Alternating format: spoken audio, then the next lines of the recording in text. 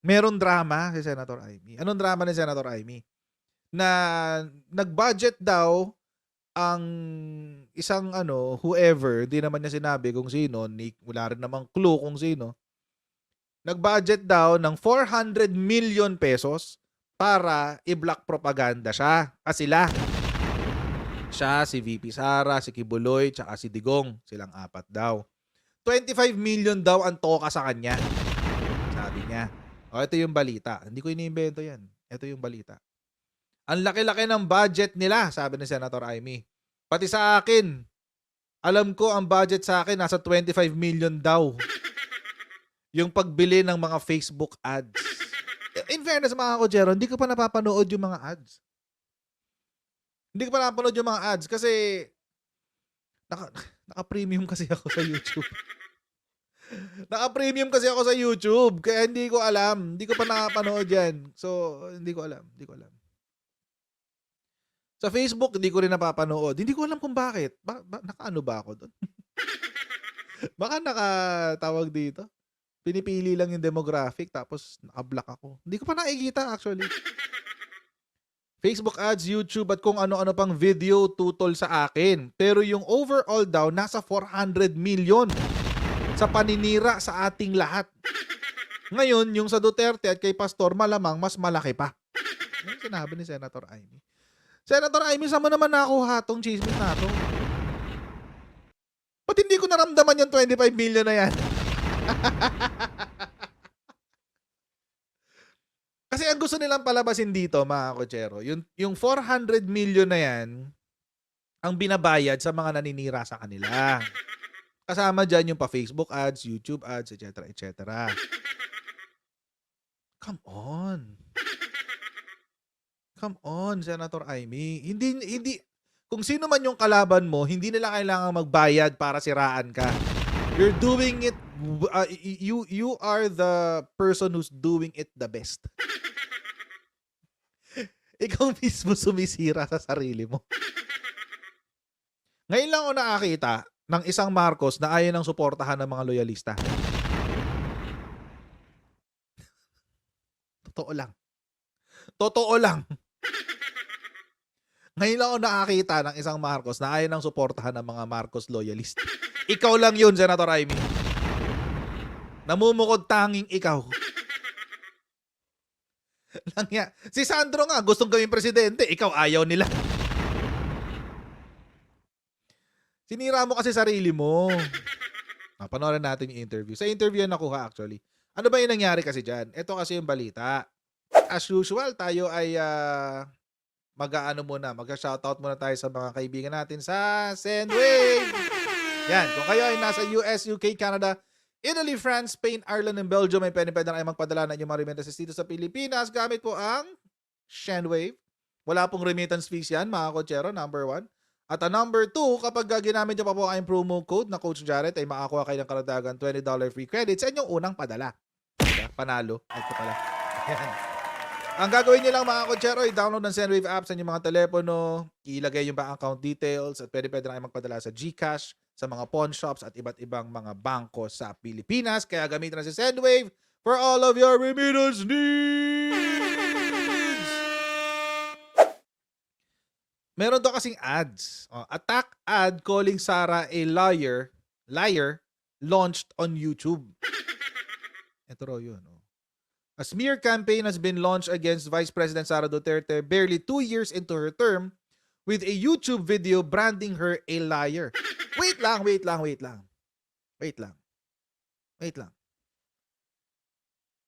So yung ginagawa ng mga Duterte Balahura supporters, Duterte Balahura vloggers kay PBBM, hindi smear campaign.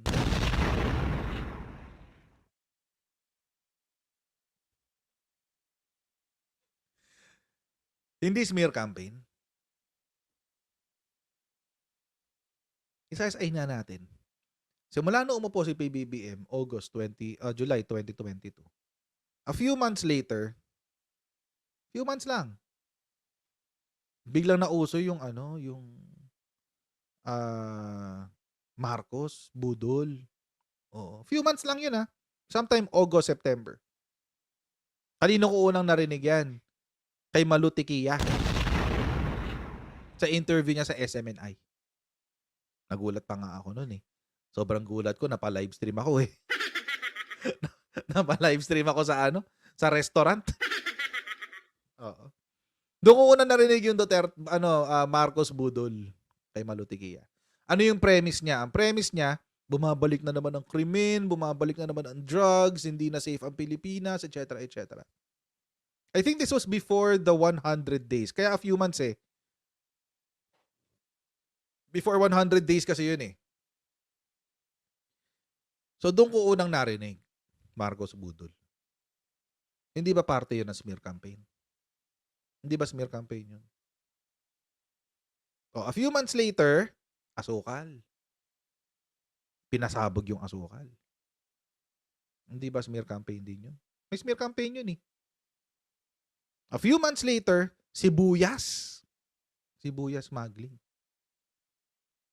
Pinasabog nila. Kasalanan daw ni Marcos. Si Marcos daw ang nagsasmuggle. Talaga ba? Grabe kayo. Yun. A few months later, eto na. EDCA na. Lahat ng issue. At tanda-tanda ako pa lahat. Kasi yun yung mga smear campaign nila, eh. Tapos, EDCA. Tapos ang EDCA, a few months later, bigas. 20 pesos na bigas. Anong sunod after nung bigas? Ay, pulburon na. Pulburon na. Ang sunod. Hindi ba smear campaign yun? Mga kutsero, that is just in a span of 1 year. At ang nakakatawa dito, mga kutsero, yung mga bagay na, itong mga batikos na to, mga chismis, hindi nanggagaling sa mga dilawan. Nakakatawa dun. Hindi nanggagaling sa mga dilawan. Nanggagaling siya sa mga Duterte supporters. Hindi, wala akong paki kay First Lady. Hindi naman siya elected, eh. Wala akong paki sa kanya. Wag niyo expect na magre-react ako kay Lisa. Hindi ako magre-react sa kanya kasi hindi siya elected. Wala akong paki sa kanya. Hindi rin siya appointed, hindi siya elected. Wala akong pakialam sa kanya. So, don't expect me to react kay Lisa. But going back, eto nga. That is just in a span of 1 year. Ngayon, papunta na tayo ng second year. Papunta na tayo ng second year. And 6 months into the second year of PBBM, nagkaroon ng shift. Nagkakaroon ng shift. Kailan nag-umpisa yung shift? Nung sumabog, in my case sa akin, yung iba dahil dun sa confidential funds ni VP Sara. Doon sila nag-umpisa. Ako medyo nag-ano-ano pa ako doon. Pero para sa akin, nagkaroon ako ng shift nung itinuloy nila yung destabilization. Paulit-ulit ko na kinukwento to, mga kutsero, pero kasi it's worth mentioning. Paulit-ulit ko sasabihin to dahil paulit-ulit din kailangan nyong marinig kung kailan ako nagbago ng isip kay Digong. Kasi nga, nung tinuloy nila yung distab last year, doon ako nagkaroon ng shift. So, kung babalikan natin to, smear campaign. So, kung titingnan nyo, simula July 2022 hanggang July 2023, nakailang issue agad sila? 4, 5? Parang every quarter merong isa. Pansin nyo, every quarter may isa. Tapos ngayon, 2024, ano naman ang ginawa lang issue? Yung bangag. And drug test. Tingnan nyo. January, February, March. Puro yung bangag lang. Organized, eh. Hintayin nyo sa April, magbabago ang kwento. Sa April, iba naman. April, May, June. Iba na namang issue yan. Maniwala kayo. Nagawa silang bago. April, May, June. So, it's organized. And there is a smear campaign. Ngayon, mga kutsero, kaya ako na-mention yun kasi Bakit kapag kay VP Sara ginawa yung mga ginagawa nila kay PBBM, smear campaign, tapos sila parang they get a free pass doing their own thing or doing the things that they're doing to VP Sara. Ayun na yung bago, yung martial law. O, sa bagay. O, see? Patapos na kasi yung March eh. Kaya ngayon pinasok na nila yung martial law. Soft introduction. Soft intro. At anyway. So, ayun na nga. Martial law daw. Well, oo nga. So, soft intro na yan para sa next month. April, May, June. Puro martial law yan. Maniwala kayo. April, May, June. Puro martial law. Babalik tayo ng martial law, etc. etc. Puro ganun yan. Maniwala kayo. Tapos nag-react dito si VP Sara. Siyempre, si Senator Amy. Siyempre, magre-react siya, mga kotsero, doon sa network ng mga kakampi niya. Sa SMNAC. SMNAC. SMNAC. Ito yung balita. Alam natin na mas maraming mga panukalang batas na mas nakaka-relate ang sambayanang Pilipino, pero hindi naman inaasahan natin na may mga topic na pwede namang korte na lang sana ang sasagot po, Senadora. Isinasama pa dyan po sa pagkabisi ng Senado. Well, yun nga, palibasa na Napakawalang kwenta mag-interview talaga to ni Admar, no? Lahat ng tanong niya loaded. Totoo lang. Sa lahat ng hindi ko alam kung kung matatawag siyang journalist eh. I don't know. Maybe he is, di ba? Pero sa lahat ng tinatanong niya, puro loaded. Lahat loaded ang tanong niya. Ito pa lang eh. Ang busy-busy na ng Senado, tapos puproblemahin niya pa yung mga ganyan, kung ano-ano pinag-hearing niyo na naman. Ganon. nakaboy kami ng last 2 minutes, ika nga, ng aming session. Ayaw na ayaw ko yung sinasabi na gagamitin pa yung Senado. Ayaw kong magamit ang Senado sa anumang ambisyon politikal. Kaya sabi ko, iwas na lang tayo dun sa issue ng kay Pastor Kibuloy. At sinabi ko, natutol ako sa pag-i-issue ng subpoena, ng arrest warrant, ng contempt order. Dahil nga, wala naman ako nakikitang bagong batas na kinakailangan. In your opinion, Senator Amy, sa opinion mo, and possibly sa opinion nung apat, ikaw, si Senator Robin, si Mark Villar, si Cynthia Villar, sa opinion yung apat, ay hindi, 6 pala, si Bongo, tsaka si Senator Bongo, tsaka Senator Bato. Malamang sa opinion nyo, walang ibang bagong batas na magagawa. Lang niya, ako nga, hampas lupa lang ako sa labas ng Senado. May naisip agad ako eh. Kayo pa ba? Magagaling kayo? Husay kayo, di ba? Husay kayo eh. Malamang sa... Napapaligiran kayo ng mga abogado. Kayang-kaya niyo yan. Ang lalaki ng legal team nyo, kayang-kaya niyo yan magsulat ng batas. Kayang-kaya niyo yan. Kasi ang Senado, kung tutuusin, hindi naman kami prosecutor, hindi naman kami piskal, hindi naman kami korte. We're not prosecutional. Ang papel namin, lawmaking. Kapag nangangailangan ng bagong batas o bagong polisiya, yun ang aming papel. Kung bakit tayo papapel sa hindi naman mandato ng Senate, ayoko man magamit ang Senado. Yun lang. Kaya nga yung mga supporter, mga naniniwala, lalo na dito sa mga Duterte and kay Pastor Apollo, nang sinasabi sila na politika lang itong mga panggigipit na nangyari. And meron pang insidente ngayon, Senador, pinaka-latest, gumawa ng mga videos na paninira, naka-ads pa sa YouTube. Gumastos talaga para ipalaganap itong propaganda laban sa mga Duterte and kay Pastor Apollo. Yes, panay ang gawa nila. Laki-laki ng budget nila. Pati sa akin, alam ko, ang budget sa akin, ang binibida nga ng mga media na nagsusumbong din. Kasi sabi nila, hindi naman nila ayaw din nila yung ginagawa nila. Nasa 25 million daw yung pag... So may mga media na umaming bayaran? Senator Amy?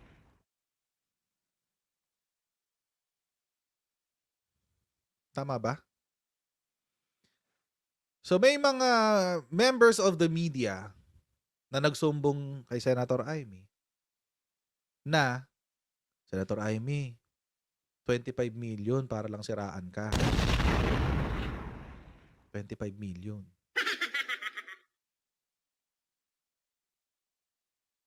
Sorry kailangan kong gawin Kasi 25 million Talaga ba? So, ibig sabihin, may mga members of the media na umamin na binabayaran sila. So, what makes all media, of course, pangit naman i-generalize, di ba? Wag naman tayo mag-fall sa fallacy ng hasty generalization. Pero, mapapa-question tayong lahat. Does that mean na pati si SM Manyak, si SM Manyak, nababayaran din? Paano namin ngayon pagkakatiwalaan yung sinasabi ng kahit anong media? Mapa-mainstream, mapa-SM Manyak, we don't know. Kasi, base sa sinabi mo, may mga umamin sa'yo na nababayaran daw sila. At 25 million daw ang binudget para sa'yo. Okay.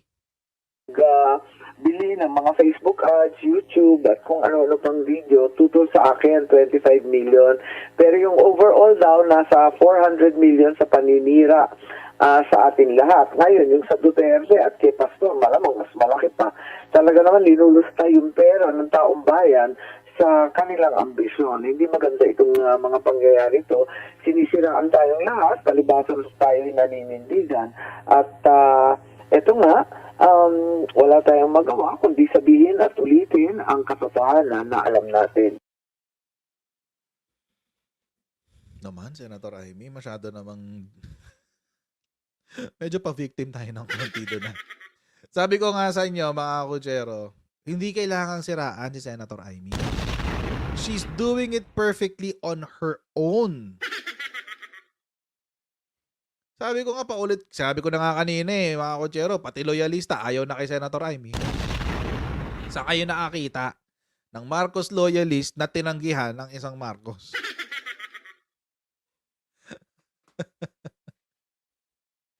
Na kayo nakakita. For example, ano yung example ng isang bagay na sinisiraan? Ina-allow ni Senator Amy na siraan niya yung sarili niya. Una, dito sa statement na to.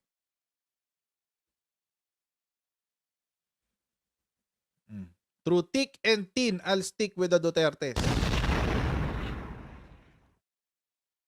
Through thick and thin.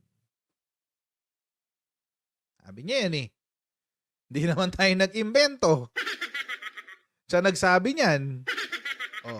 Paano na? Ano yung statement niya?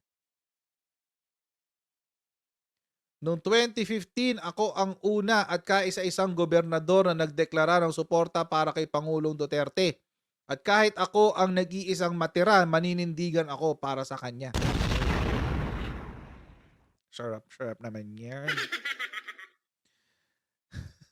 Sarap ng friendship. Hindi lang dahil kaibigan ko si PRRD. Tawagan niya siya by former president. Di na siya presidente.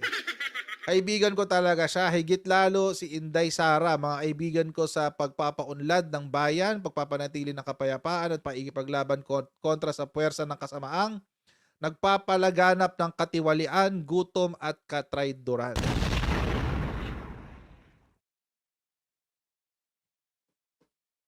Okay.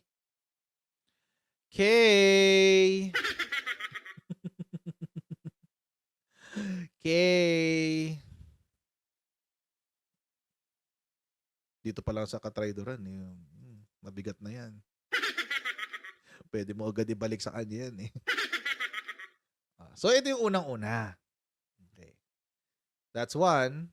Ito yung pangalawa. Pasalamat pa si VP Sara sa kanya. Di ba? Tight na tight! Tight na tight. Principles are all we have, nothing else. We are true to our word. and for the nation's welfare. This is what we can be proud of. Yun lang daw pwede ng pagmalaki. Salamat daw sa unwavering support for the Duterte.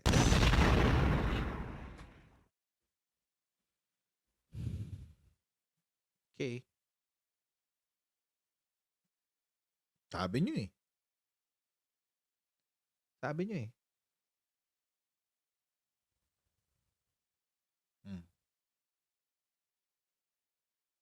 O di kayo na magkakakampi.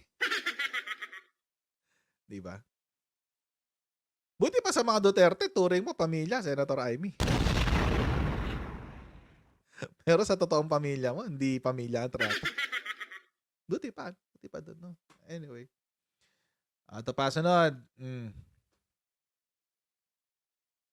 Ito yung nung sinabihan ni Digong, ni si Digong, si PBBM na bangag. Ito yung ganap. Ano sinabi niya? Amy steers clear of drugs issue between Duterte and Marcos. Iwas pusoy. Si super ate ng pangalawang pangulo. Iwas pusoy eh. Sabi niya, naku, di na ako kasali doon. Bahala na sila. Kayang-kaya na nila yon. Diba? Yun yung nakakaloka. Nakakaloka. Yun lang masasabi ko. Talaga? Hindi mo kaya ipagtanggol yung kapatid mo?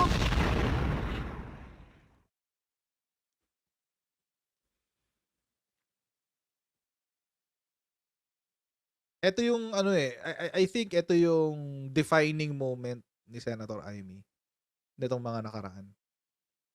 If there's anything na naka-turn off siguro sa mga loyalista, ako in my case, ito yun. In my case. Hindi ko alam sa iba. Pero in my case, ito yung naka-turn off sa akin kay Senator Amy. Hindi man lang niya talaga na na naisip na, uy, teka, kapatid ko yun ah. I mean, kahit magkagalit kayo, kahit magkaaway kayo, sabihin na natin, magkagalit kayo, magkaaway kayo, nang may tampuhan kayo, etc., etc. At the end of the day, kayo yung magkasama nung martial law. Kayo yung magkasama sa exile. Kayo yung magkasama na dito sa Pilipinas nung binubuo nyo ulit yung legacy ng tatay nyo. Tapos ang ire-reply mo pag dahil tinawag yung kapatid mo na bangag, ang ire-reply mo, nakakaloka, yun lang masasabi ko. Talaga? Hindi mo kayang sabihin na, hindi. Friend ko si Duterte pero kapatid ko to eh. Hindi siya adik. Hindi siya adik. Ganun. Hindi, walang ganun. Walang ganun. Okay. Wala palang ganun eh. Doon ako na-turn off kay Senator Amy. Mga konsyero, eto nga eh, si Tebes nga eh. Sino ba to? Si Pride Henry Tebes eh. Nagsalita. Kung kapatid niya, inaresto na saan ba to? Sa Timor-Leste. Tapos nilabel na yung kapatid niya na terorista. Designated terrorist. Take note ha, designated terrorist. Anong sinabi ni Pride Henry Tebes? He's my brother. I'll take care of him. Kapatid ko yan eh. Mga kotsero, maliit lang yun ha. Hindi yun, hindi senador, congressman si Henry, si Tebes, si Arnie. Oh, Tebes lang yun ha. Kasi alam niyo mga kotsero, sa Pilipinas, ano kasi yung sa atin, we're very tribal. Sabi kong tribal, ibig sabihin, priority talaga natin pamilya natin. Unahin natin yan kahit ano mangyari.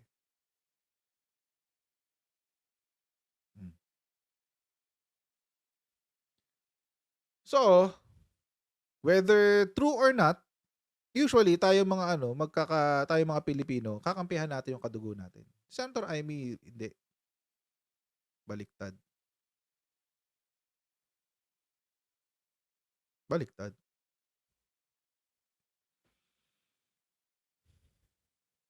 Baliktad.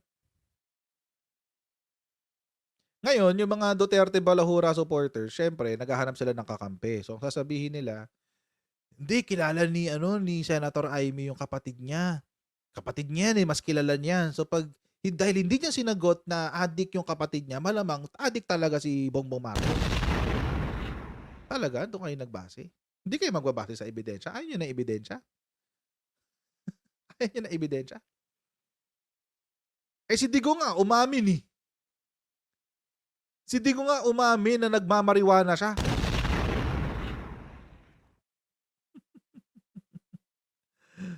Si Digong umamin na nagmamariwana siya. Hindi nyo pa rin matanggap hanggang ngayon?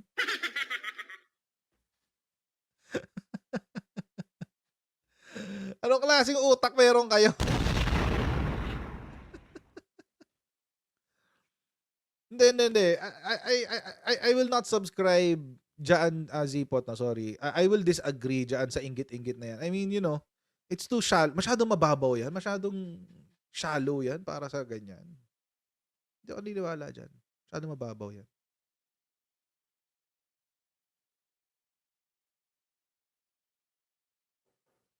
But anyway, going back. Excuse me. Tapos sasabihin nyo, hindi, mas kilala kasi ni Senator Amy yung kapatid niya, kaya alam niya nagda-drugs talaga. Talaga? Ayaw nyo maniwala sa ebidensya? So, ibig sabihin, maniniwala lang kayo kapag pumabor sa kwento nyo. Kasi si Digo nga, na umaming nagmamariwana, hindi nyo matanggap. Tapos, si Senator Amy na sinabi na hindi nag-react nung tinawag na adik si Presidente, doon kayo maniniwala. What the heck? Anong klaseng utak yan? Anong klaseng utak yan? Pinag-aano nyo na inaalagaan nyo dyan sa gitna ng mga tenga nyo?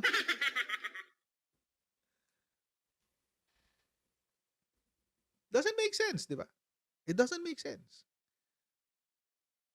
Si Digong na umamin na nagmamariwana siya, hindi nyo mapaniwalaan. Sa kanya na mismo nang galing na nagmamariwana siya. Hindi kayo hindi nyo mapaniwalaan. Si Senator Amy na hindi nag-comment doon sa bangag statement ni PBBM, sasabihin nyo, maniniwala kami kay Senator Amy kasi hindi siya nag-comment, malamang totoo yun. Bobobo na itong mga ito. Gusto ko lang i-highlight kung gaano ka ungas at kabobo ng mga Duterte Balahura supporters. Take note, hindi lahat may mga DDS naman. Yung mga DDS, yung mga objective naman yan, may mga talino sa utak. Yun, okay yun. O, madaling kausap yung mga yun kasi marunong makinig, marunong mag-analyze, etc. Pero merong majority sa circle ng sa echo chamber ng mga Duterte supporters. Yung mga Duterte Balahura supporters, yun, matitindi yung matitindi katangahan nun mga guys. Matitindi mga katangahan nun. Ibang level. Malalim. Anyway, tuloy natin. Ayan, so ito pa yung sa akin, this did it. Na parang, ayoko na kay Senator Amy. This is the last straw. Anyway, so there. Tapos ito pa. Alala nyo nung binasto siya ni Baste? Oh. Tigilan mo ako sa paggamit sa jamming mo. Diba? Yan, yung kay Baste. Akala ko naman lalabas ang taray ni Senator Amy dito. Wala. Anong ginawa ni Senator Amy? Hindi, nag-usap na kami. Okay na kami. Nag-usap na. Okay na kami. Nag-usap na kami. Okay na kami. Alangya. Ano nangyari? Nasaan ang taray? Nasaan ang angas? Nawala. Pag Duterte, lumalambot no?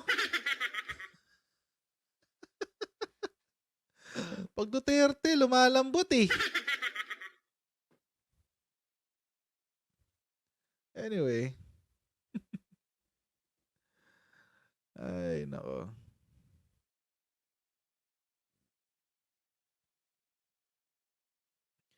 Alam mo, GM, kahit ipagngalanda ka mo na hindi magkaaway si Senator Amy at siya ay nagpapaka Trojan horse lang sa mga DDS, etc., etc. It won't fly. Hindi lilipad yan. Alam mo kung bakit? Kasi hindi magpapakamatay ng kanyang political career si Senator Amy para lang gawin yan. You want to frame her as a victim. Hindi siya biktima. Hindi siya biktima. Pinili niya yan. You want to portray her as the devout and loving elder sister. The manang Amy. Oo. Yun ang gusto nyong ipakita. Pero hindi. Hindi. At huwag mong sasabihin na wala na siyang planong tumakbo dahil siya mismo ang nagsabi last year before matapos ang taon na siya ay tatakbo uli bilang senador. Come on, get yourself updated, man.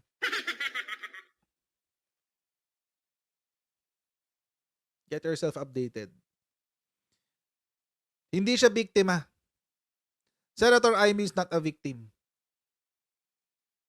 And don't portray her as don't get misled na she's doing this bilang sakripisyo sa kasi baka para hindi masiraan si PBBM, siya na lang ang sasalo ng lahat, etc., etc. Narinig ko na yan, script na yan sa Made in Malacanang at saka sa Martyr or Murderer. Narinig ko na yan dun. Paulit-ulit pa. Yun ang running theme ng dalawang movies na yun.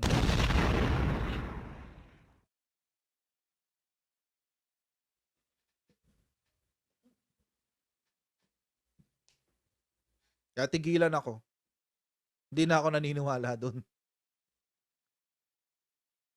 Yun ang tema ng dalawang movies na yun, di ba? Pansinin nyo, kung panoorin nyo ulit, dun yung tema ng dalawang movies na yun.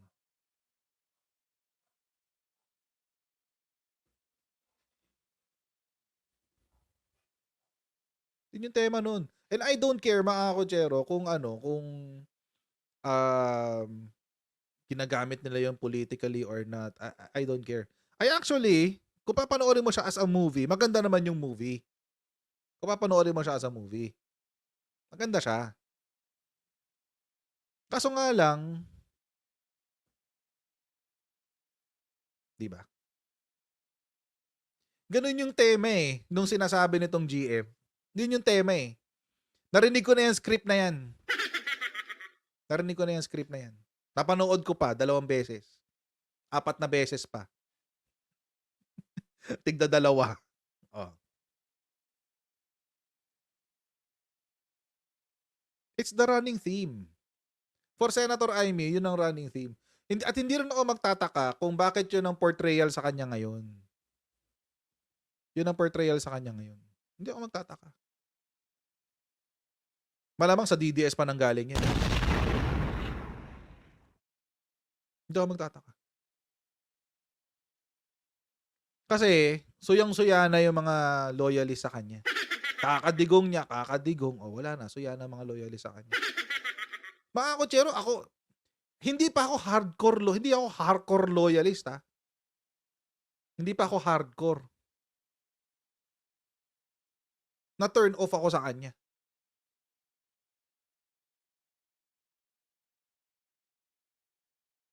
Lalo na yung mga hardcore. Diba?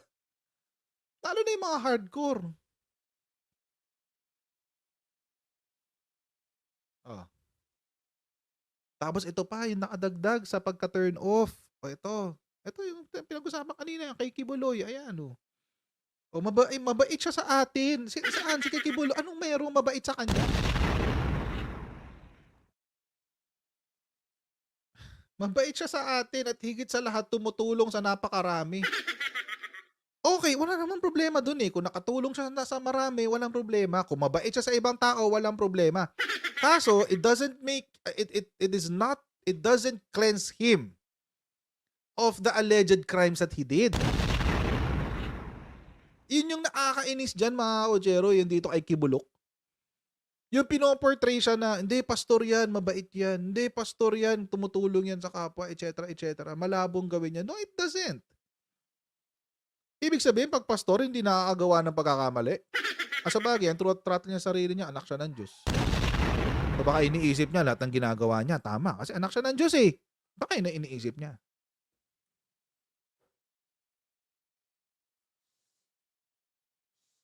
Kaso hindi siya anak ng Diyos eh. Number one. So, paano nyo sabing mabait sa lahat ng tao? Eh, may mga biktima siya. May mga biktima siya. Bata, as young as 12 years old. Alleging unspeakable crimes that he committed.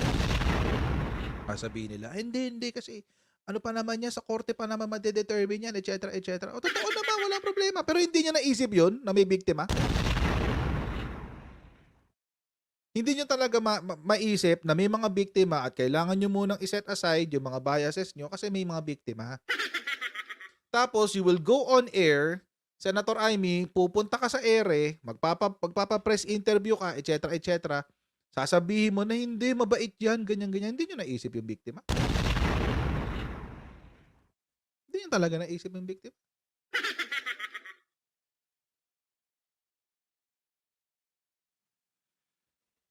Sana nag-no comment. Dito ka mag-no comment, Senator Amy. Dito ka mag-no comment. Ay, no comment ako dyan kasi the allegations are in court. May hearing sa Senate. Bahala sila. Pwede naman yun eh. Kaso di mo ginawa.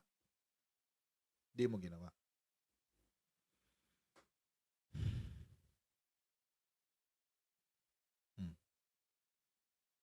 Kaya yun mga kutsero. Kaya ewan ko, akin lang sa akin lang naman, parang dumadrama lang dito si Senator Amy. 400 million para siraan ng mga Duterte at ikaw. Hindi na kailangan. You're doing it way, way, way, way, way better than those sa mga saninira sa inyo. So mga kutsero, maraming pong salamat sa inyong patuloy na pagsuporta sa ating channel. Huwag niyo pong kalimutan mag-like, share, and subscribe sa Coach Jared YouTube channel at follow tayo sa ating Facebook page, Coach Jared or Coach Jared for now. Hintayin nyo lang after 60 days, babaguhin ko. Gagamitin ko na yung pangalan ko. Tsaka, ayun. So, I'll see all of you in our next Coach Jared Live. God bless you guys. See you next time. Bye!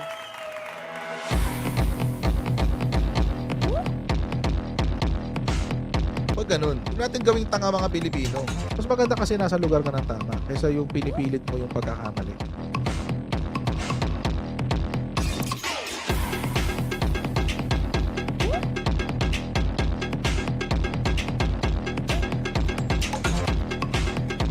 Are they willing to go that far? Hindi makakalimutan ng Pilipino yan hanggat di nasasagot niya. Sino ngayon nagsasabi ng totoo?